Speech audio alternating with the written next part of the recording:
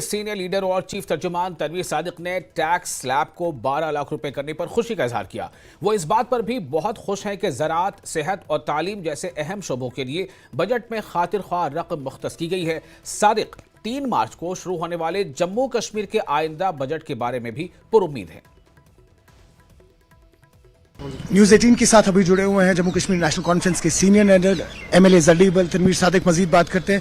تنویر صاحب، کیسے دیکھ رہے ہیں بجٹ کو جو آج آیا ہے؟ ابھی بہت جلدی ہے اس کے اوپر ڈسکشن کرنا، لیکن جو ہمیں تھوڑا بہت پتا چل رہا ہے کہ جس طرح جو ٹیکس سلیب 12 لاکھ کے جو مڈل کلاس ہے وہ ایک پازیٹیو سٹیپ تو لگ رہا ہے، لیکن جو ڈرگز پہ آپ ریبیٹ دے رہے ہیں وہ بھی ایک پازیٹیو سٹیپ لگ رہا ہے۔ لیکن سب سے امپورٹنٹ ہے جو 50 نیو ٹورسٹ ڈیسٹینیشن ایکسپلور ہوگی اور میڈیکل ٹورزم کی بات ہوئی ہے، تو اس 50 جو میڈیکل یہ جو ٹورزم ایکسپلوریشن کی بات ہے، ہم ایکسپیکٹ کرتے ہیں کہ جموں کشمیر اس میں ایک بہت ہی فوکل پوائنٹ ہو، اور میڈیکل ٹورزم میں بھی، کیونکہ جموں کشمیر کا ٹورزم بہت امپورٹنٹ ہے، ہم ایکسپیکٹ کرتے ہیں کہ جب بھی یہ ڈسکشن اس میں آگے ہو جموں کشمیر اس میں فوکس ہو۔ سر، آج کا بجٹ جو ہے اس کا ٹیک اوے جو رہے گا، کیا ہم اس کے اثرات دیکھیں گے جو ابھی ہمارا سیشن یہاں سٹارٹ پتا چلے گا؟ ہم ایکسپیکٹ کرتے ہیں کہ جموں کشمیر میں اب ایک چنندہ سرکار ہے، تو دلی کی جو نظر ثانی کچھ اچھی ہو یہاں کے لوگوں کے لیے، یہاں کی سرکار کے لیے، پتا چلے گا۔ لیکن اتنا تو ہم ایشور کرتے ہیں کہ جو ہمارا بجٹ ہوگا وہ لوگوں کے پیپل فرینڈلی ہوگا۔ بہت شکریہ سر۔ آپ نے سنا